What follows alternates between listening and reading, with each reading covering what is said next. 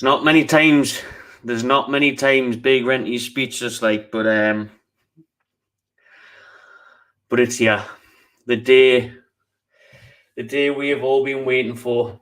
The day that we have all been waiting for. As you can see on the screen, as you've probably seen across the world, Sky Sports News, across our social medias, across everyone's, everywhere. The Newcastle United takeover is complete. What an absolutely whirlwind 24 hours that's been. I was live this time yesterday. Did a 4-hour live stream last night talking about how it was going to happen. A lot of people, understandably, still pessimistic, understandably thinking it's not going to happen, and we've been here before. It was different yesterday because we're past the piracy issues. It was different late last night, early this morning, because they've given guaranteed written that there's separation between the government of Saudi Arabia owning Newcastle United. We're going to get into all that at the minute. We're going to go through the Premier League statement. Newcastle United Football Club just released a statement. We're going to go through that. We're going to go through Twitter and everything. We'll have a bit of crap views. I'm going to be going for about an hour, and then I've got to go out, and then I'm going to be back. I'll be back tonight about 8 o'clock for another stream. But for this stream, look at all your comments coming in. It's absolutely mental. I just can't even take it in. Even Keith Downey there on Sky looks emotional. Like, shout out to all the Newcastle fans who are at St James's Park right now. I wish I wasn't down here in Southampton, man. I wish I wasn't down here. Honestly, I was so tempted halfway through the day to come back up, but even the train would have took too long. It was too expensive. I've got my master's degree down here, but I can't explain how much I wish I was in Newcastle right now, man. That's look at that atmosphere. Look at all those faces.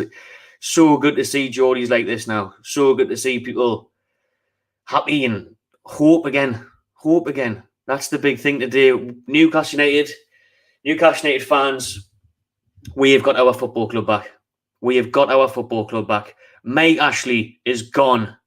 This doesn't feel real. I'm getting goosebumps. I feel like I'm going to cry, have a shit, and want to wank at all the same time. I really don't know what to do myself. I'm absolutely buzzing, and I'm so fucking emotional, man. Mike Ashley is gone. Mike Ashley is no more. The cloud of Mike Ashley has been lifted from Newcastle United. The cloud is gone. A new era, and it's not even just a new era. This isn't just a new era. This isn't just Mike Ashley's gone and someone else has came in. We are in a whole new world now, a whole new universe for Newcastle United, because we've been taken over. We've been taken over, and it has now made us become the richest football club in the world. Newcastle United are now worth $320 billion. Just to put that into context, Manchester City are worth $20 billion. Piss in the wind, that. Yeah, piss in the wind. Can't believe it. $320 billion. And yes, we can get excited, and yes, we can hope that we're going to be huge one day. We're going to be Man City, Chelsea, going to follow in their footsteps of winning Premier Leagues and winning Champions Leagues and signing the biggest and best players. But for now, none of that even matters to me. For now, what matters is that we have our club back. We as fans can now unite, actually be united for a change. No more toxic over social media and at the game and boycotting and what you're buying the club's tops for. Mike Ashley's getting that money. Don't shop there. Don't shop here. Don't do this. Don't do that. Now it's just being at a normal football club again. And I'm sure it won't be. Newcastle United, I still think, will forever be a roller coaster. But this time the roller coaster doesn't look like crashing. This time it doesn't look like your life's at risk. There's no seatbelt and you're going to fall off at any minute and you're on a downward spiral. Newcastle United, it hasn't been much of a roller coaster, has it? It's just been like, take the fucking kamikaze, it went wild. It's just been one slide downwards. Do you know what I mean? So for now, we can look up, hopefully. Do you know? Obviously, we'll get into stuff for the minute where it's been coming out the day that Steve Bruce will be sacked pretty much straight away. The consortium do want their own man in. Thank God for that. I'm sure they do. I mentioned on yesterday's stream that there would be winning fans over straight away by getting Bruce out. It's great to see stuff the day like war flags are coming back. War flags are coming back for the Spurs game. Spurs looks like it's nearly sold out. There was fans buying tickets at 8 o'clock this morning at the box office. Spurs is sold out. What a time, man. Because like I say, the cloud's been lifted over Newcastle United. The Mike Ashley disaster era, nothing but misery, is now over. 14 years of sheer pain and misery, 2 relegations. How on earth it wasn't more? So close last year, on our way this year. If this takeover didn't happen, we know for a fact Bruce was going to stay, and we know for a fact Ashley would have took us down with him. So now we can look forward, we can compete, we can hope to not get knocked out the cup at the bloody first round of Asking all the time off the likes of bloody Burnley. We can hopefully make signings. The mad thing is that we went from a couple of months ago not being able to afford a loan player to being able to afford anybody in the world. Ring them up, we can get anybody in the world. Anybody in the world we can get now, we can afford anyone. We couldn't afford Hamza Chowdhury on a £1 million loan fee 2 months ago. Now we can afford anybody. Now we can compete. Now we have hope. Now we have our football club back. What a day, man. What a day. Just take it in. It doesn't feel real. It honestly doesn't feel real. It really hasn't settled in, like. Hashtag cans, everyone. Get your cans out. It honestly doesn't feel it. The scenes there at St. James's Park, thousands of Newcastle fans, bottles and cans in hand. Oh, it's unreal to see, man. It's absolutely amazing to see. I'm going to turn off because I want to be used on this and just give my own thoughts on it. But brilliant to see there on Sky Sports News, the Newcastle fans. Keep the comments in. We'll have a bit crack soon. I think right now we have to go into the official statements that broke about 10 minutes ago. Just quickly answer that one. You know, Jackie, how am I feeling? It's on top of the world. I can't explain it. I can't describe it. I kind of had a pretty shitty day today, to be honest, and I knew this was always coming. So that's what kind of got us going. And then for this to come through, and now I'm just like, you know, Paul's crying. I'd probably be crying, Paul wasn't, yeah. You know what I mean? It was close. It was close. It's so it really is so emotional. Like, it's absolutely mental. It just still doesn't feel real that we're not going to have to chant Ashley out again. That we're not going to have Steve Bruce waffling in press conferences. That we're not going to have transfer windows where we're signing nobody. That we're not going to get knocked out of cups at the first time of asking. That we're not going to be an embarrassment and a laughing stock to the league, hopefully. Because the pressure will be on, eyes will be on. And what's mental is how things have changed for the next managerial lodge, which I'll get into now, actually, before we go into this. So put out on socials about a week ago that obviously Eddie Howe was the clear favourite, and then we had the likes of bloody Alan Pardew still on that list. Now top of the list. Must have been watching, because if you watched me stream from last night when all this was just breaking and everyone said, oh, you're being daft, you're jumping the gun, it's not going to happen. Antonio Conte was my number one choice last night. Antonio Conte was my number one choice. And he's number one at the bookies now. Number one at the bookies is Antonio Conte, followed very closely by Steven Gerrard. And then you've got a whole bunch of other big names linked in there. But the mad thing is how quickly this has changed overnight, because Newcastle have went from no manager wanting to manage this club under Mike Ashley to every manager wanting to manage this club under PIF, because they see the project. I think they'll see the money. Of course, they're going to come from money. No one's going to do a job. You know, Pep Guardiola wouldn't be at Man City if he wasn't getting paid the ridiculous amount of money he gets paid every year. So it's the same with Newcastle. You know, you're gonna have to pay a lot of money. People will come for the money, but they'll come for the project as well. They'll come to be that. If Conte comes and he does a Klopp and he's here for 4 or 5 years, and he can be the one that says, I'm the one that turned Newcastle around. I took them over. I had the money, but I took them over in the relegation zone, and now we're wherever we might get to. I don't want to put it out there and say Premier League champions or Champions League, you know, all that. Before we do get carried away, how about we jump into the official statement from the club? I haven't even read it myself yet. I just got the link up, so I haven't even read it myself. So I'll share my screen with you, and we'll go through it together. Shout out nearly 650 people watching this right now. Please hit that like button and subscribe, will you? Yeah. Takes 2 seconds. Of all days, you just can do it now. Oh my days. Here we go then. The Newcastle United website, PIF, PCP, Capital Partners, and RBC Sports and Media acquire Newcastle United Football Club. I'm just going to check that. You can see that on there. You can. Lovely stuff. So let's dive into the full story then. I'll read through this views. An investment group led by the PIF completed the acquisition of 100% Newcastle United Limited oh man, I couldn't even though I knew it was going to you cannot believe it until it happens, can you? Because we've been here before and it was so close last year, and this has been on for 18 months and 4 years. 4 years it's been since Man of Slavery first was at a Newcastle United game when we played Liverpool at St James's Park. So it's no wonder that everyone was pessimistic, obviously, and thinking it's not going to happen. And now it has happened. And then when you see it like that, it was real about 45 minutes ago, wasn't it, when it came out, maybe about an hour now, that the transfer of funds had happened, and that the shareholdings and the stakes and everything being crossed over, and we're just literally waiting for this paper here, this bit of announcement, this statement. Completed on the 7th of August.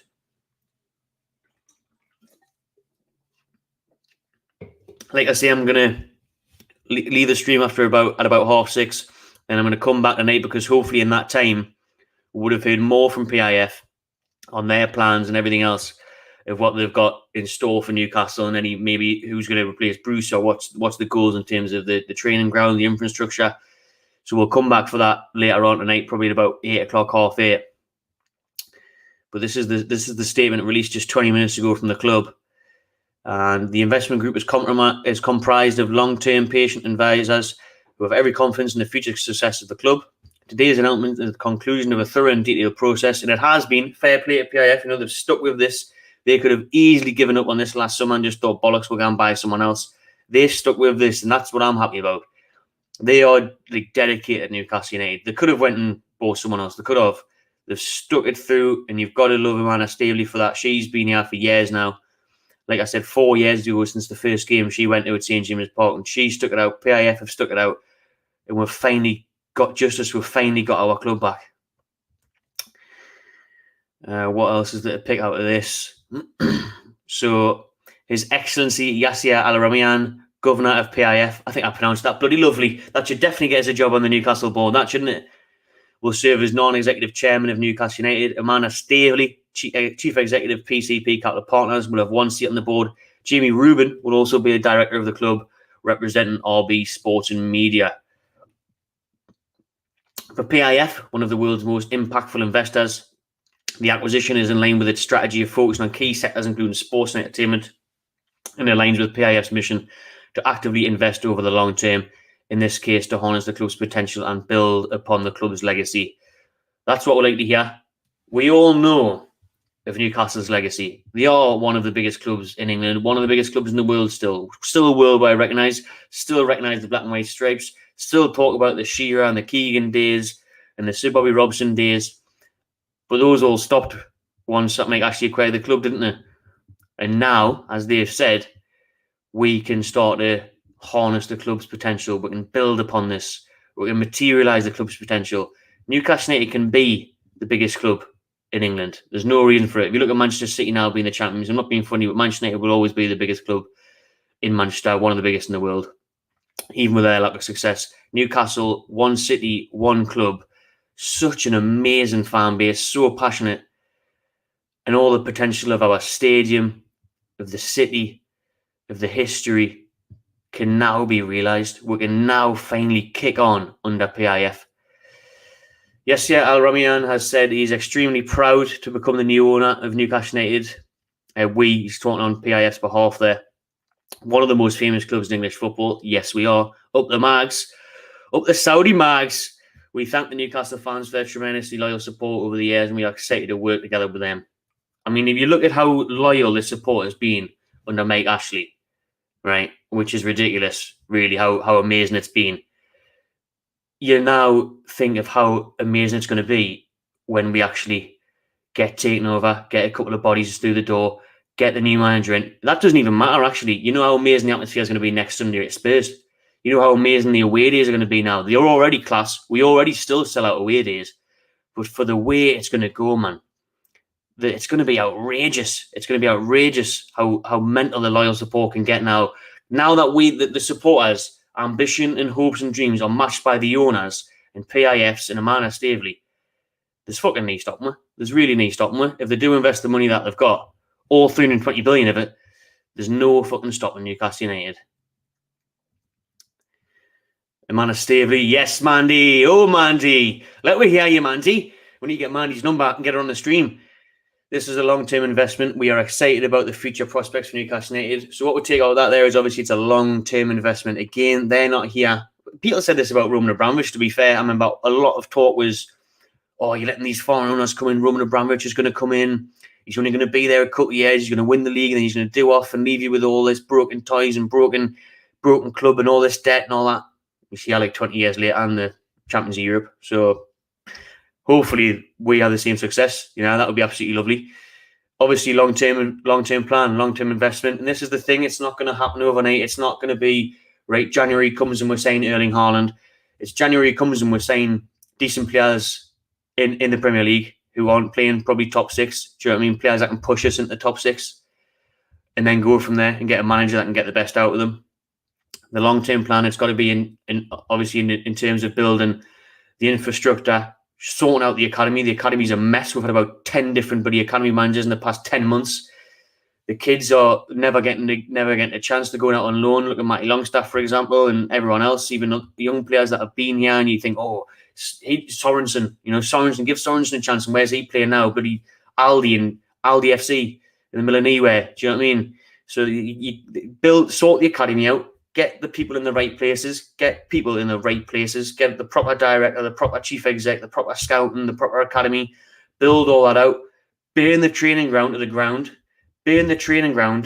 the ground, bonfire night, set it on fire, have fireworks, celebrate and make actually not being there anymore, and build a brand spanking new complex, because that's what we need. Brand new training ground, that thing's a fucking shithole. Get that out of the way, and then build up the squad. Sort St. James's Park out as well, because that's a disgrace. That's a disgrace. The concourses and the toilets, the everything there. The stands of the food and drink, the seats inside, outside, the ceilings, everything needs to be sorted out there. So it's going to cost. It's a good job they've got a lot of money, because it's going to cost a lot of money to sort this club out. We intend to back to what Amanda Stavely was saying there. We intend to instill a united philosophy across the club, establish a clear purpose which we haven't had for many years. We've never had a clear purpose or a direction, apart from it obviously just being to finish 17th every year, and help provide leadership that will allow Newcastle United to go on to big achievements over the long term. Our ambition is aligned with the fans to create a consistently successful team that's regularly competing for major trophies and generates pride across the globe. I mean, if that sentence doesn't give you a hard on, I don't think anything will. And not just because it's coming from Stavely. Do you know what I mean? That's amazing. Our ambition is aligned with the fans to create a consistently successful team that's regularly competing for major trophies and generates pride across the globe.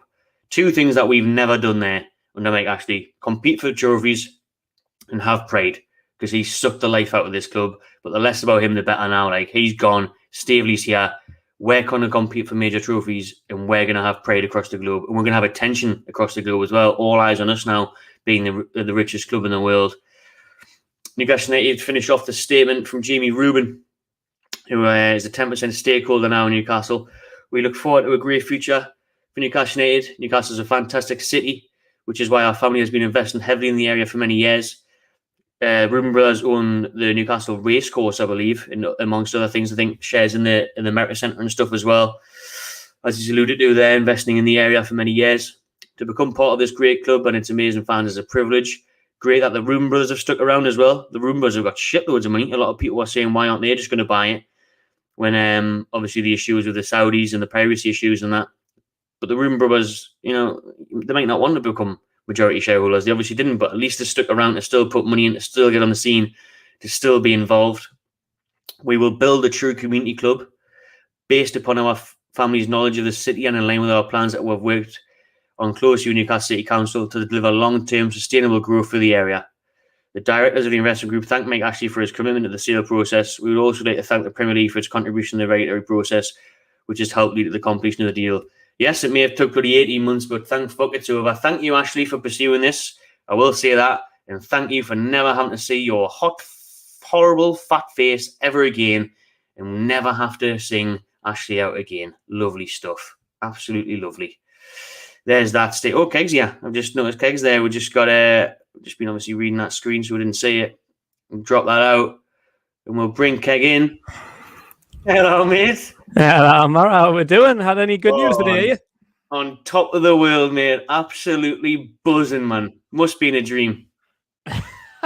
It's mental, Like when this thing first came about yesterday, I didn't believe it, to be honest. I just thought, yeah, we'll go again. Like, as Newcastle fans over the past 5 year or whatever it's been, like, I think we've had to grow thick skin. Like, how many times have we been in this position? Oh, takeover's imminent. Bids here, bids there. Get ourselves a bit carried away, and it always gets swept under our feet. And like, I didn't even know if the Saudis were still interested because they've been very, very quiet because they were the ones that pulled out of the deal back in, I think it was like August last year or something. And they've never really mentioned anything. Obviously, this court case has been going on for ages. It was meant to get picked back up in January. I just had no faith that it was going to go through. I didn't know yesterday about, like they've cancelled, like they've got beIN Sport back in Saudi Arabia, which is a positive step.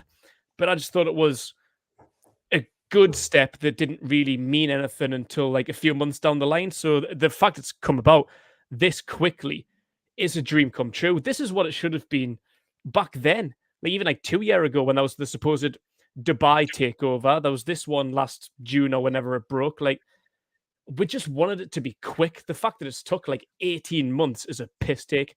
But from it coming out of nowhere yesterday to being done now is absolutely mental. Like, just absolutely buzzing that it's finally getting done. No more rumors, no more bullshit, no more. Oh, let's try not to get too excited. Now we can fucking get excited. It's game on now. It's game over. Like, finally, Mike Ashley's out the club.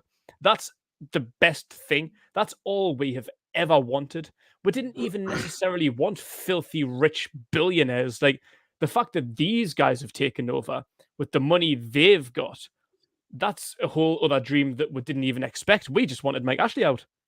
That was the goal number one. Get Mike Ashley out for someone with a bit more ambition. Not even necessarily someone with a bit more money, because Mike Ashley's got money. We just wanted ambition.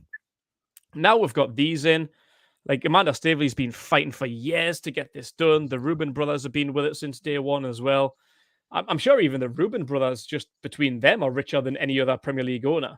So the fact that they're involved with Staveley, with the Saudis, it's got to be a dream, man. Like, it can't be real. But like, this is where the work starts, though. Like, people are expecting it to be, oh, we're going to be winning the Champions League next year. It's not going to be like that at all. I think I even heard Keith Downey say on Sky Sports just about an hour ago that he's heard from the Saudis and they say, people close to the deal, and they say like they want to do it as like organically as possible, which I agree with. I don't think it's healthy to go in and everyone's going, oh, we're going to get Neymar, we're going to get Haaland, we're going to get Mbappe. It's not going to be like that. So then I don't really want it to be, because like, this club's been dragged through the mud for 15 years. We need to start from the bottom and work our way up. Like, I heard it going on before about training ground. Where's like championship teams? Sunderland's in League One have got better training facilities than what we have. You said it needs burnt to the ground. Absolutely right. We need a massive investment in that, in the youth academy. We need the coaches to be better. And I think we need, like, if you remember, like when Man City took over, they were signing the likes of Craig Bellamy and Shea Given and Gareth Barry and James Milner, people that were going to just make the team better, get them, because Man City were shite. They were worse than what we were back then. Like, they just need growth while money goes elsewhere, which I think is what we need. So if we win the Premier League in 5 years, wicked. I'm not expecting anything soon. We need to get Steve Bruce out. That should hopefully be news in the next week or so. Once Bruce goes, anybody is an improvement. I'm not expecting miracles in January. Just, I literally think the squad we've got is way better than where we're at. I don't think this is a relegated squad, but the way we play under Steve Bruce, it is. We deserve to get relegated under Steve Bruce. So if we get a good manager, obviously anybody's an improvement. Better manager, a few players in January, not exactly like 500 million being spent. Improvement. That's all we need. We'll be absolutely fine throughout the rest of the season. And in the summer is where the work starts for me. It does, and maybe even January. January, just depending on how results go and how the new manager does. So you mentioned don't go mental, don't sign Neymar and stuff like that. Let's just concentrate before we get the transfer window on the manager, mate. If Steve Bruce is, as we expect him to be, on his way out the door, thank God for that. Yeah. Again, going back to all that feels like a dream that we won't have to listen to Bruce's press conferences ever again. It's going to be a dream as well. Obviously, these things might still happen, but not going into a match day so fed up, dreading it, and not having to rant and shout and scream Bruce out and actually out and everything. That's going to be like unknown to me. I'm going to be like so confused that I don't have to do that anymore. Do you know what I mean? Like, we've done that. Like last time we got together was the Southampton game, the 2-2, and we had a few drinks out with the boys beforehand. Like literally, as soon as you walk through the turnstile at St James's, your mood goes down. You're like, oh, we've got to sit and watch this shit for fucking 90 minutes. Like, it really does just drain you, and you spend 90 minutes screaming Bruce out and screaming at players not giving effort. Like, now we're going to be going in, like I say, it's not going to be an overnight job. Maybe it's not even going to be the game against Tottenham. It's not going to be a great performance. I'm not expecting, but the atmosphere is going to change. There's going to be a bit of positivity, especially if Steve Bruce isn't in the dugouts. Like, it could literally be anybody, pick a name, anybody in the world. I'd rather see in that dugout than Steve Bruce come the Spurs game. So that in itself is an improvement. And like I say, like, the fans are going to have a new hope, a new optimism that we haven't had. Like, since Rafa left, like, Rafa was like a bit of a shining light because we knew if we got a takeover, we're in good stead. And then once he went and we got Steve Bruce out, we thought we've literally got nothing. So now we've got the right owner. We might keep hold of Steve Bruce, hopefully not, but at least we've got the right owner. So we've got hope now. We've got a promise of a good future. So even like the Spurs game, the atmosphere will be amazing. Whatever happens, like I say, the performance on the field might be dog shit, but St. James's is going to be 10 times, a million times different to what it was when we were there at Southampton a few weeks ago. Oh, it will be, man. It will be. I mean, I've been doing a couple of the away games since I've been further down south, and even though they're still to carry on once you get to London, I was looking at the tickets the other day and I was thinking Palace. Palace is the next one. I was thinking, I had planned to go to Palace, and then after the Watford game, and it was a good performance, but not getting the result, and then being so glad I didn't go to Wolves, I was thinking, like, shit, am I going to Palace? I was thinking, trekking on tubes and trekking on trains and spending 200 quid. It's not worth it. But now you think, well, maybe I will. Maybe I will go to Palace. Maybe I will go to Sellers Park. Well, that's all we go for games atmosphere. People tuned in to this live stream. I think that's a record for us. So shout out every single one of you. Please, if you just hit that thumbs up button and subscribe, well, yeah, it means the world to it, and it'll push us up the charts there for the YouTube rankings and stuff, so people can see this video more. That just shows, Kev, doesn't it? What's changing now? If that's a record for us, 1,000+ people tuned in. This is what we've been saying for a long time. Like, Newcastle is such a big club and has been for years and years, but we get like forgotten about. Like us, like as like a fan channel. Like, this is why like AFTV and United Stand and stuff do well, because there's more interest. Like, people don't give a shit about Steve Bruce and his relegation battling side week in, week out. Like, who cares? It's like, yeah, it's good for us, but as a fan base, like I'm not even like bothered about us right now. I can't even fathom to think where this club's going to be in the future. So it's amazing for us because we're going to come into these videos with a bit more positivity now. We're going to have smiles on our faces, looking forward to like the summer, to transfer windows, what's going to happen, who's going to come through the door, who's the manager going to be? Is it going to be Conte or whatever? Like, just like, it's just a newfound optimism that we haven't had since we started this channel. Like the kids, like I've seen them on Sky Sports, like 19-year-olds. Actually, it's been here for like 15 years. This is all kids have ever known. The Allah snack bar like that. Now it's got to be Shiraz bar. Got to be coming back to Shiraz bar. Yeah, so like for like kids like younger than us, like we're lucky enough that we just about remember the Keegan era at our age, but we went through the Bobby Robson era. We played Champions League. We had Alan Shearer. We had away days, Juventus, Inter Milan, PSV. And in the past 15 years, like I honestly feel sorry for kids younger than us because this is all they've ever known, and it must be miserable. Like, at least we've got a little bit of history we can look back on and be like, oh yeah, they were good times. Like Tino Asprilla scoring a hat-trick in the Champions League against Barcelona. Like, I'm not expecting it to be in recent years, but a few years down the line, that could be all back. So now we have that hope. Like, we can go into each game. Like, we might get beat. Like, the rest of the season may still be a little bit of a struggle, but We've got a future to look forward to. We've never, ever had that under Mike Ashley, and especially with Steve Bruce, we've thought it's going to be a relegation battle every year because that's all they want. They're more than happy with 16th, 17th, whereas now we've got a little bit of ambition. We need a better coach, better players. We can easily be a top 10 team again, easily, and that's what we've got to look forward to in the near future. Very near, hopefully. I mean, we were saying last year when this takeover deal collapsed, and then we had the whole COVID of not being able to go to games, and then it came coming back this year, and you had the initial kind of excitement of being able to get back to a game. I know obviously you were at the West Ham game, I couldn't because of COVID. We both went to the Southampton game together. Like you said, had a great day, and then it was ruined once we had to put up a Brucey ball once we got to the door. Exactly. But the point I'm trying to make is that when we now go get geared up for a match day on the weekend, we are looking forward to the football. We are going to be behind. The whole big stadium is going to be united. The whole fan base is going to be united. Hopefully now all this bollocks on Twitter stops. You know, the beef and the toxicity and the boycotting and merchandise and all that.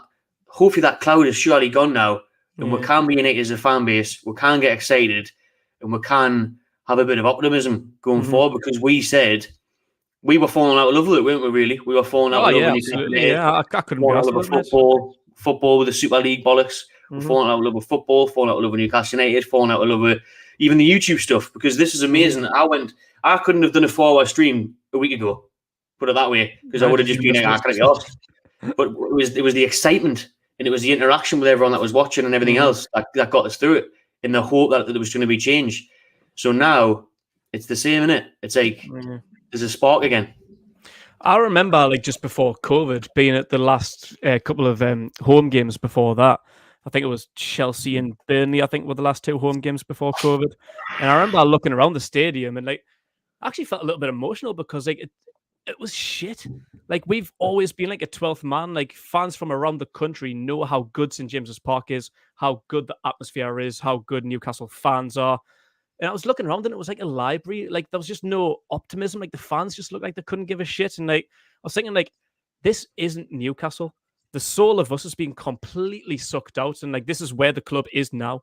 Like, I've even heard, like, earlier this season, like, even, like, away games. Like, I've always preferred away games because, like, the best fans always go to away games. Like, the nutters, basically. Like, the atmosphere at the away ends are always class. But I've heard even earlier this season, like, atmosphere has been a bit shit at away ends. Like, when we're in the Championship, midweek would go down and sell out bloody Scunthorpe away.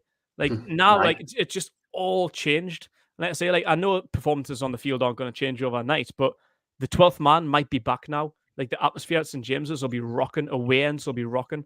Like, we'll be back behind the team now, singing as loud as we ever have been, especially over the last 3 to 5 years.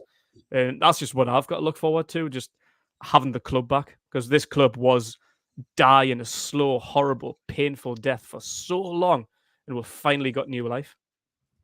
We'll have. It's mental to think of what could happen now, because you touched on it when you first jumped on the stream. Like, we would have literally took anyone instead of Mike Ashley, just so his name wasn't there, the tagline wasn't there, the sports direct wasn't there. You know, would have took anything just to become like obviously Villa have been taking over the show and a bit of ambition, but it's probably going to stop at like top 8. Do you know what I mean? Saying like Danny Ings and stuff. Yeah. We'd be over the moon with that. Absolutely delighted. Oh, Danny Ings. He was one of the first names on my team sheet when I heard about the takeover. I thought Danny Ings. He's not going to break the bank. He's a quality English Premier League player. He knows the league. Like, I think Callum Wilson, to be fair, was the second option on my list. I'm quite surprised to actually got him under Mike Ashley, to be honest. But he turned down Villa, didn't he? Wilson turned down Villa. He had the long-term plan. Steve Lee had him on Snapchat and we're saying, Callum, hold it out. I mean, I loved St. Maximin's cryptic tweet this morning. Like, do you know what I mean? He's like, good morning. He knew what was coming. It was meant. But even thank God it didn't now, because like when we're like first heard about like takeovers and stuff, and like just to get anybody in instead of Mike Ashley. Can you remember, like, I think when Amanda Staveley first came to the table, it was to help like Peter Kenyon take over the club. But he didn't even have the funds to buy the club. Like, if that went over, we could have even been in a worse situation than what we are with Mike Ashley. At least Mike Ashley kind of kept it afloat a little bit. Like, if Peter Kenyon can't afford to buy the club, why are we buzzing that he was going to take over? But it's literally just a case of anybody but Ashley. And that's the kind of situation that I think we're in at the minute with the manager, like anybody but Bruce. But at least like what now have an owner who's going to show a little bit of ambition and not just hire some absolute donkey from the championship. And it's the case of who do we hire now? Mm-hmm. Who do we hire now? Because it's crucial that we get it right. Yeah, because it's we're all obviously buzzing, and maybe this may be better for another day, where we're still just over the moon. But you've got to think like it's very important that we get it right, because I think that what was it, the Man City Academy director has been linked. We're trying to poach him already, so I think we're trying to get him already. So you've got to get not just your first team manager right, but the foundations have got to be laid right. Yeah, everything's got to be nailed on, and I mean, learn from Man City, because they have absolutely smashed it on all accounts. Yeah, that's what I was saying. Like, it's not going to be an overnight job. Let's say, like, this club's been dying for 15 years. Like, there's so much work to do, so much damage that needs like unbroken. So, like, I'm not setting my sights too far ahead just yet. I'm trying to keep my feet level, but I say anybody's an improvement from Steve Bruce. If we can go into January, pick up 2 or 3 players that's going to better the squad, like we did last year with Joe Willock, like just improve the squad, because I think with a better manager, as I said, a better coach, this team's not going to get relegated at all. We'll be absolutely fine. A couple more signings, improve the squad. Like, where did we finish last season? It was 12th, wasn't it? We can finish between 10th and 12th, I think. Like, getting off to a shitty start. But in terms of the manager, like you say, it's so crucial that they get it right, so I don't want them to jump to a conclusion. I'd be relatively happy, and I don't think it would necessarily mean that we're going to set the world alight. Like I say, I don't think it's going to happen overnight, but even if we've got Graham Jones in as like caretaker, just for a while, for like a few months, because like, remember like what Roma did last season, they got like a pre-agreement with Jose Mourinho before the season ended. That I'd be relatively happy. Just get Bruce out, couple signings in January, we're safe. We're in the Premier League for another year, that's fine.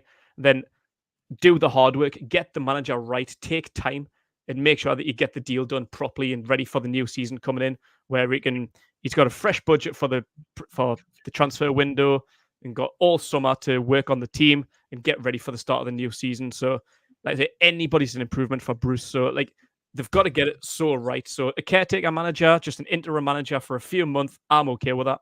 I think that's improvement. It's difficult because you do look, and I've seen people in the chat there saying, do you get someone now for like the rest of the season? Do you get a short-term man, or do you get your long-term manager in now? Because you've got to think this long-term manager, if you get someone in of a high caliber, people are saying Zinedine Zidane and that. If you get Zidane in, he's not going to want to work with fucking Jeff Hendrick. He's going to be straight in January. He's going to be like, right, well, I'll come now. I'll come October, but I'll spend in January, because half of this team needs out, and I need a full start 11.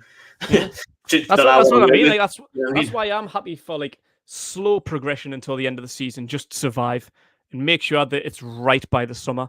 Because like you're just gonna look at who's available really now, aren't you? Because you're not gonna entice anybody away from that club to a team who's currently sitting in 19th, no wins this season.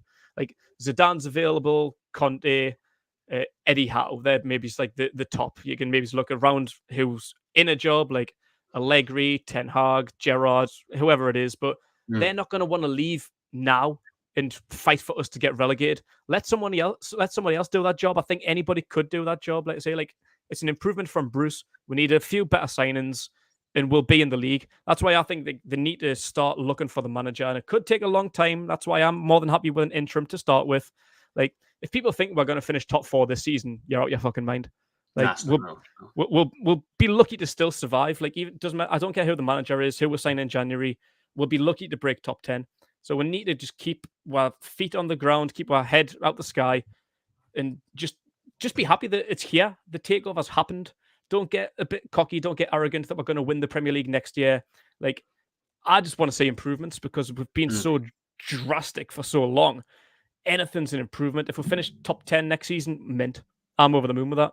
I don't really care. If we finish 10th next year, 6th the year after, 4th the year after, start competing for the league the year after, Champions League 5 years, that's progression. Like, it's like organic as well. It's not going out spending like billions, like going out getting Mbappe and Haaland in the first year. Like you're on FIFA. Yeah, that's not organic to me, and I think it could go tits up if we do that, like with financial fair play and stuff.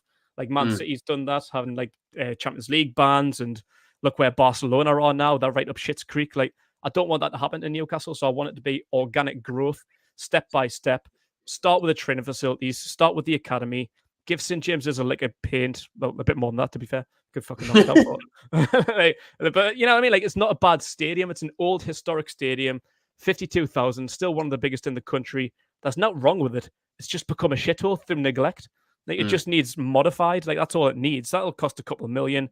Training facilities, a minimum of 25 million. So I know that these owners aren't going to come in and just be like, all right, we're worth however many billions. Here's 200 billion. Spend what you like. It's not going to be like that. So like bit by bit, get like a 10-year plan on the go. Like I'm happy with that. I've got the patience. We've sat for 15 years watching fucking Steve Bruce and like Mike Ashley and stuff. You know what I mean? Like anything's an improvement at this stage. So if it takes 10 years to win a Premier League, I don't care. As long as I can see progression, we'll get players who care, a decent owner who's we've got the decent owner now. We need a manager who tries, and players who look like they care and want to fight for Premier League titles and top 4 and FA Cups and all that. It's because it is going to be it's a difficult one where you look at like where we're gonna go from, because you've been very about the organic stuff and about taking your time in top 10 and top 6 and top 4. That's the reasonable approach, but it will be interesting to see how what when we come back to the stream later. We'll do a stream about 8 o'clock, 9 o'clock at night. I think hopefully we'll hear more from PIF and stuff through that time and what their actual plans are.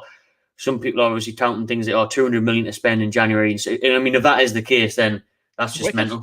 I mean, it's mental, yeah. But like that will get you a big manager as well, because if you can't get like a Conte and say, right, you work with fucking Jeff Hendrick at the minute, but don't worry, 3 months time, you'll be like, Jeffrey, who? You know, in 3 months time, you'll have 200 million to spend. Do what you want with it. We trust you. Then that's where you go, like, well, what is the plan here? What is the goal? Where do they want to be? But especially for the first season, yeah, just obviously try to get top 10. We've got 12 with Bruce on the last day. Try and first of all stay in the league, which I'm sure we'll do now. With it, I think we'd stay in the league with any other manager, but Bruce really with that squad, like you said, the squad's good enough to stay in the league. Mm-hmm. Keep players fit. Yeah. Obviously, Wilson's an issue. So if you come to January and you sign a forward, you sign a centre back, you sign a centre mid, maybe one more, you're laughing. Really, there's no reason that squad couldn't get top 10 with 3 or 4 players. You don't need to go out and sign 7, 8 players straight away. Get 4 or 5, 3, 4, 5 in January, and then next summer is where the big work starts. That's when the major overhaul starts, like for me, because it'll take a lot of players that need to go out. Shout out Saeed TV, make sure you check them out. Yeah, big up Saeed. Yeah, that's the thing for me. Like, yeah, like I think, like, I know people, I've said this before, and people again, oh, you're deluded. Like, starting 11, I don't think, well, it's far from bottom 3. At borderline, it could break into a top 10 team. I think out of the bottom half teams, our starting 11 is great. It's just the rest of the squad and fitness that makes we're not as good. And obviously coaches who can't control the players, no idea about tactics and stuff. That's why we're so bad. And Mike Ashley not putting his hand in his pocket, like, no wonder where we are. Like, it's an absolute joke. So yeah, if we get a coach who can actually get the best out of these players and keep players fit, we're nowhere near going to get relegated this season. If we look at managerial odds, right, the favourites to replace Steve Bruce's Newcastle United manager, which have been updated in the last couple of hours, very different to the list that I put out a week ago on social media. Eddie Howe was the top, and they had the likes of Alan Pardew on the same list. The top 4 contenders to replace Steve Bruce in the next week as well, by the way, because Sky Sports News are reporting that they want a new manager in before the Spurs game. Keith Downey's saying it's highly unlikely that Steve Bruce will be in the dugout for the Newcastle game on Sunday, a week on Sunday, Spurs at home, after the international break. So whether he does just chuck someone in until he gets his man, I'm sure Staveley and the rest of them have done homework and got someone lined up. According to various betting companies, they're pretty much the same. Antonio Conte is the clear favourite at 7-2, who I said he would be my number 1 choice last night. Steven Gerrard is also second favourite at pretty much 7-2 as well across the betting site. Steven Gerrard, Liverpool legend, current manager of Rangers. And Rafa Benitez, who probably wishes he had just waited it out now, because he was obviously heavily linked. He was the man. He was Staveley's man. That's who Amanda Staveley wanted, was Rafa Benitez to take over. When the takeover was going to happen last year, Rafa was Amanda Staveley's man. It was her number one choice was Rafa Benitez.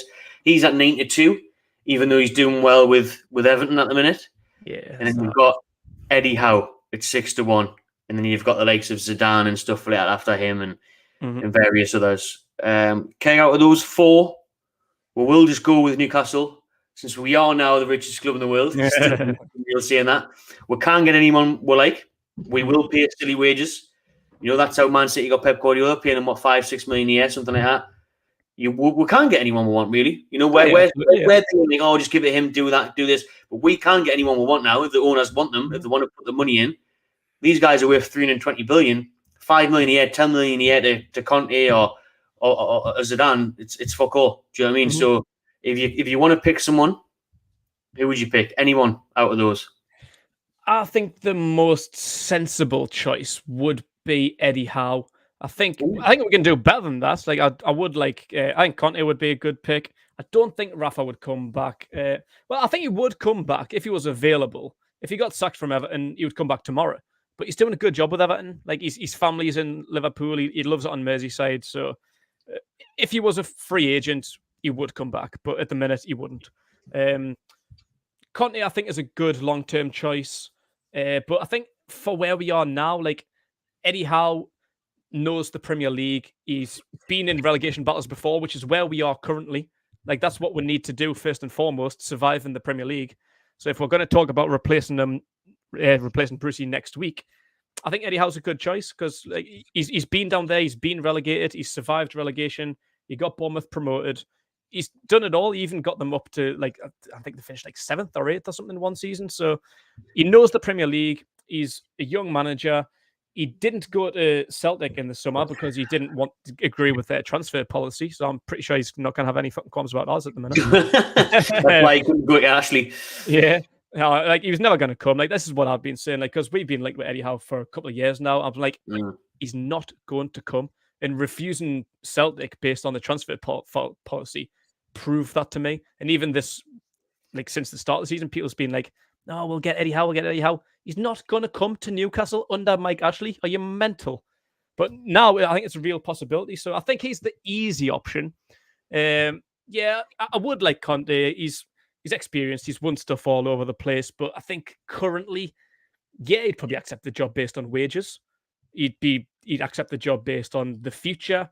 But looking at we're currently in 19th with no points, I don't know if he'd be keen for it. Maybe in the summer, if we do get an interim manager in, I think he could be a very good option in the summer. But I think for where we are right now, I think Eddie Howe would be a good pick for short term. I wanted Eddie Howe under Mike Ashley. I think now we should be even higher than Eddie Howe, to be honest with you. I get what you're saying. Yeah. But in the long run, absolutely, yeah.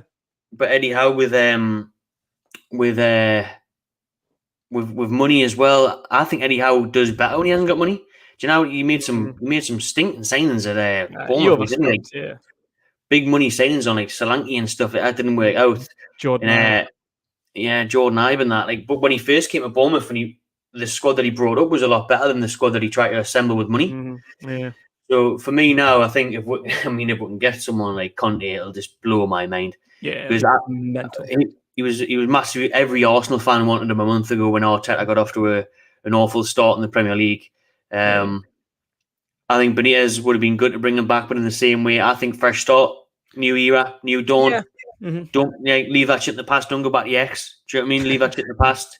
So I think look as high as you want, really. If you've got the money and you've got the project, Philip there, member of the channel. There's that many comments coming through. I can't even click on the right one. Diego Simone, I like his tactics. Diego Simone would be amazing. I would love him, but I don't think he'll leave. I don't think he would come because I think he's Atletico for the long haul, and I think he's going to really command the Liga now with the troubles of Barca and even Real Madrid a bit. So I think Atletico can take over La Liga for a couple of years. But I think in terms of Newcastle, just go all out and try and make a statement with the manager. It doesn't really have to be. It doesn't really have to be what we were saying earlier about get Conte and then get Haaland and then get him and get it's not going to work like that. Get Conte, right? Get Conte. Then Saint Van der Beek in January. Can I get a game for Man United? Saint Van der Beek. Saint Jesse Lingard. Yeah. Well, I'm basically rating Man United's bench here, but you know what I mean? It's a good bench. Get Basuma from Brighton. Do you mean get these type of players? These type of players that are in and amongst it. And then next summer Mbappe's on a free, so we'll just get him then. Yeah, why not? Do you mean free? We're going to pay for more. Fine. I mean, if you want us to spend 300 million on him, we can. So it's not any problem, but pennies. Really? Do you know what I mean? Yeah, like Sam McGuire's a day. They weren't even on offer. Doesn't bother me. But that's the thing though. Like I know, like people are maybe getting a little bit carried away with saying people like Mbappe, like he's free in the summer. Like he wouldn't come to obviously Steve Bruce. He wouldn't come under Mike Ashley. He probably wouldn't come under Eddie Howe. He wouldn't come to in the bottom three. But if we can get someone who can make Will look decent, finish about 12th this season, 10th, 12th, get a manager like Conte in, then you can sell it to them and be like, oh, look, like we've got these owners in now and we've got a good manager. Like, yeah, we're not playing in Europe yet, but we've got like a long-term plan. We'll make you the most expensive player in the world.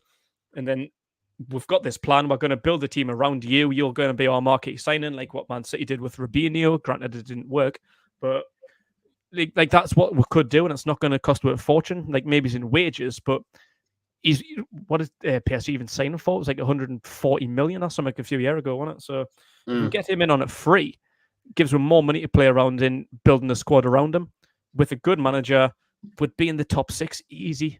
Like get Conte in, Mbappe, spend a bit money here and there, just improving the squad. Job done, top 6. It's mad that we're saying these names because I remember when this came out last summer and we're getting ahead of ourselves, and then because obviously we thought it was going to happen, even then, a bit like yesterday, everyone was saying it was going to happen. So it was imminent. It's been imminent for probably 2 years now, hasn't it? But now that it's actually happened, I know that word needs muted, erased from the dictionary. But I think now that that's actually happened, there's no ceiling now in Newcastle. Do you know what I mean? Under Mike Ashley, we were Harry Potter and underneath the stairs. Now under PIF, we limitless. Yeah. Limitless. Yeah. Sky's the limit. Sky's the limit, baby. People in the comments there as well. And don't want to say it but things aren't working out too well for Messi over there in Paris, are they? So do you like your Barcelona Barcelona could look to be offloading some players because they can't afford the wages. Get Memphis Depay or whoever else they've got lagging around. Aye, boss, or stuck in the mud now, stuck in the mud, boss. That's so can't afford the players they've got, so I ain't gonna rid them. Aye, I think we'll do all that stuff on another video though, like potential signs and stuff like that. What I'd like to do now, I mean, I should probably leave now, but bollocks, I'm not going to. I'm going to quickly look at Twitter because we haven't done this. We did this last night and you liked it and it was good crack. Coutinho there. We'll look at what Twitter's saying at the minute. And we'll, you see there's emotional even. Obviously, we haven't looked at Twitter since the hour that we've been on here. Is that working all right there? Can you see that? So we'll just scroll down on 360 as always, the guys who round up the latest NFC news. So we'll see what's been happening. Tweet from Keith Downey just before I came on saying Amanda Staveley's been in Newcastle for the past 48 hours on the hush. Mate, there she is. She's there in Jasmine. Look at that. Can you see that? Blank. Aye. Oh, look at that. She'll be in Spy the night. I'm gone. I'm on the first flight back to Southampton. She's been in Newcastle for the past 48 hours on the hush, and Keith Downey says he's on his way to speak to her about the consortium's plans, so she'll be on Sky Sports in the next hour. Fantastic. So that's why we're going to have this stream for about another 10 minutes. And I've actually got to shoot off and do some stuff for uni, and then I'll be back at about maybe 8:30, 9 o'clock, where we can talk about what exactly Amanda Staveley has said are the plans for Newcastle United Football Club under her and PIF. So there she is there in Jesmond. And what a scene to see all this. First time round seeing all this we use, like just going through it now. Crazy. Absolutely mental. There's Shearer. First thing we've got to do as well, amongst other things, is we do it before, get 9 ball back to Shearer's, and then get Shearer on the board. Get Shearer as a striker coach. That would be lovely. Get him involved in the club in some aspects, whether it's an ambassador on the board, whether it's a coach on the training ground. Get these legends back in the club, okay? Yeah.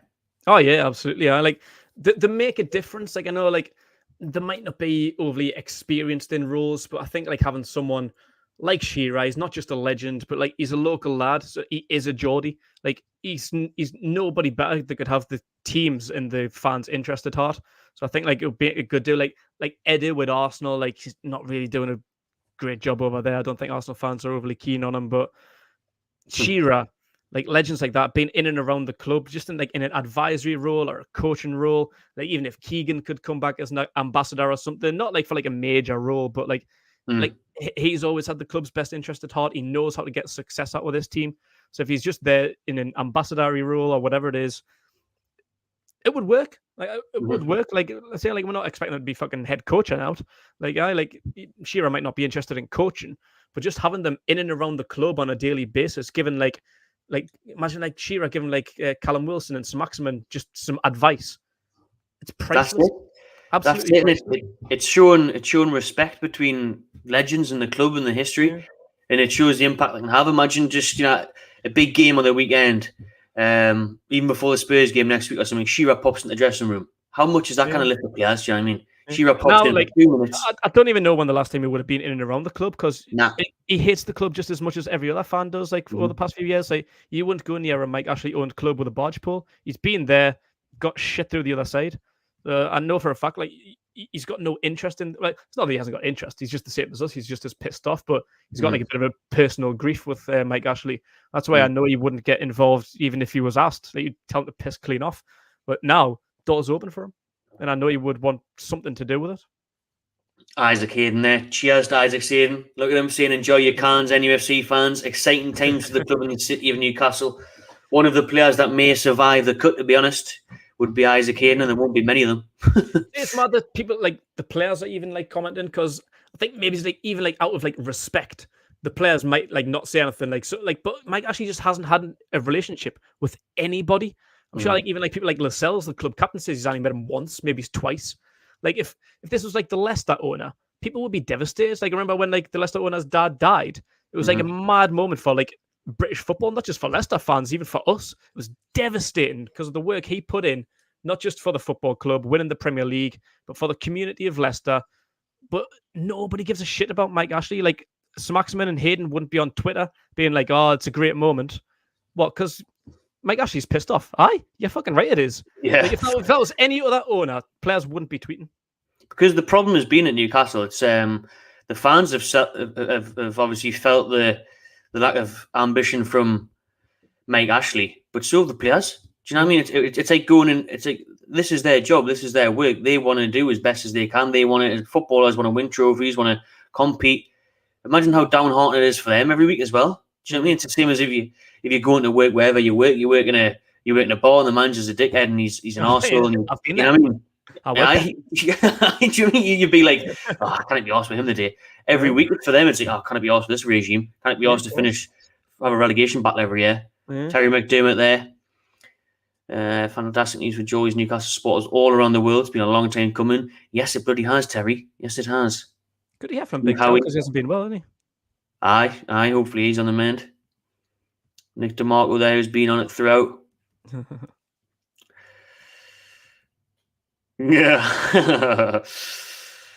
Oh, mate, Ashley has gone and we are the richest club in the world. I never ever thought we'd hear that sentence. I know, literally. Like, for me, it's not even the second half of that sentence. It's the first one. That's what I'm more excited about than anything. Just new era with, like I say, but the second half of that sentence, just I cannot even contemplate that at the minute.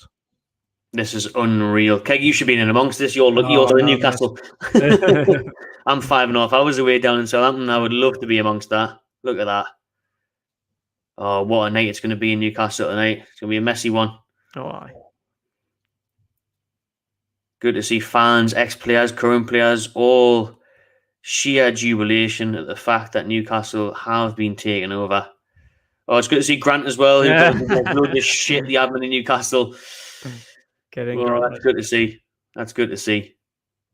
Because I feel sorry for that kid. You know what I mean? Every day getting shit off people when it's not his fault. He's just trying to do his job. He's just the Twitter guy. He's got nothing to do with the club. Brilliant. I think people knew that things were going on because the club hadn't tweeted anything in like it was like 20 hours or something like that. Whereas like Grant's usually shit hot on the club admin stuff. So I think everyone knew that something was going on. Grant's done well there, though. How much his life's going to change from tweeting about misery and getting loads of stick. Now he's going to be completely on the other scale and in deck. What a beautiful day!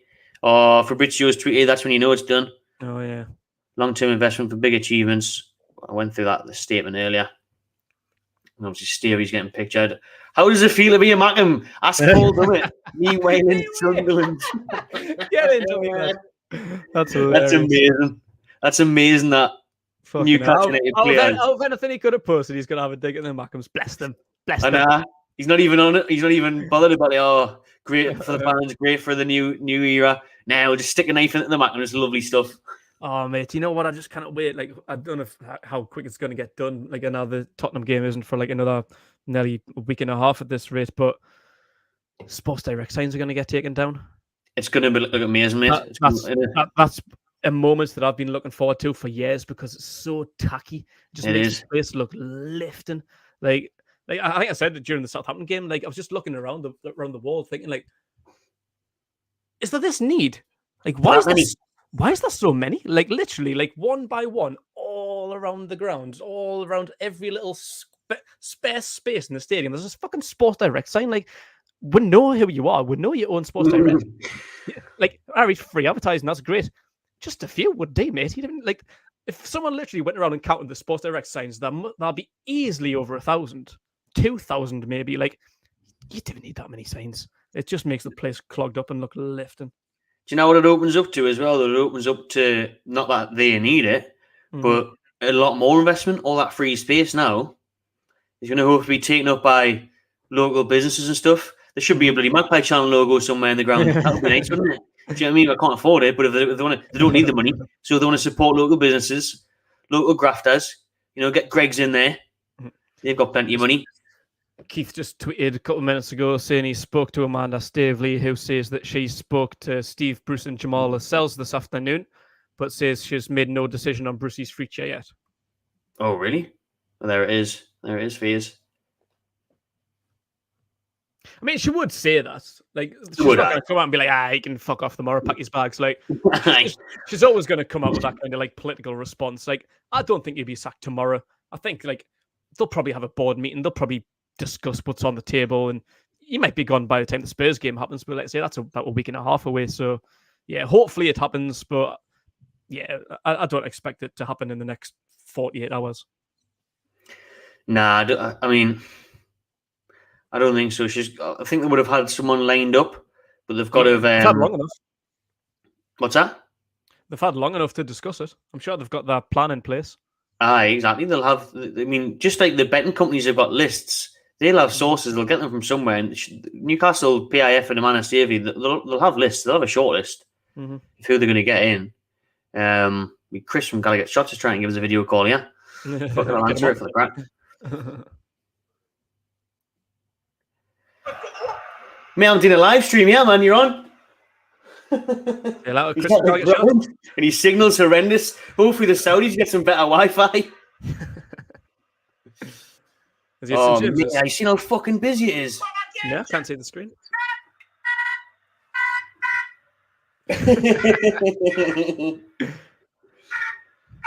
That's fucking class. They're enjoying it. That is one thing that St James's Park needs to do to upgrade the bloody Wi-Fi. It's lifting. Anywhere around the ground is lifting. I can't hear them. That's fucking class, mate. Shit, fucking hell. Obviously, you probably wouldn't be able to see how busy it was there, but I'll see if he's put anything on Twitter about it. But fuck me, yeah, there must be 10,000 people there, easy. Oh, aye.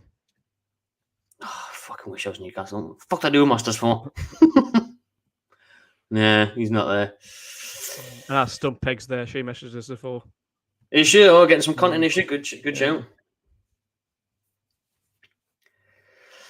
Well, I know there's still a lot of you watching, but unfortunately, as part of this Masters and Southampton, it does mean I've got to do work, and that includes going to watch the local basketball team tonight. So I've got to go. I've even had a can. They're not going to mind. I'm going to have I've got to watch the local basketball team down here, interview a couple of the players. I'm going to be gone for about an hour, watch them training for a video piece that I'm doing next week. So I'm going to be back at about 8:30, 9 o'clock. Can I get you free tonight, or have you got something on? I've got some packing to do. Still in the process of moving house, so I've got a busy night ahead. But if I've got any time spare to squeeze in later on, I'll try and hop on. No worries. If not, you'll have me. You'll maybe have, I don't know, Rubenstein, Kendall, or Geordie Rick again, whatever. If not, don't worry, fear not. We will be here again at about 8:30, 9 o'clock to cover the unbelievable news that is that Newcastle United has been taken over. Mike Ashley is gone, and we are the richest club in the world. Sounds like a tagline to a shit movie, that. Well, let's hope it's not a shit movie. Eh? Oh, no. It's Hollywood. It does sound mad when you say it like that. It's just, can it be, man? Can it be? Of all the teams in the world, it's not us. It's not real, is it? It's not real. It's not real. It's not real life. Can it be? Stuck in the Matrix. Oh, man. Well, shout out every one of you, thousands of you that have tuned in for this watch long. Just the 1 hour, 10 minutes tonight, not the 4 hours, 20. But it will be later. There will be another stream coming tonight. So I'll see you in a bit. Shout out everyone that's tuned in. Subscribe to the MacBite Channel TV. Smash that like button. Cheers, Craig. Enjoy that packing. Enjoy the rest of your night. Anyways, mate. Can't wait to see you later. And we'll see you all soon. Up the fucking Saudi mags!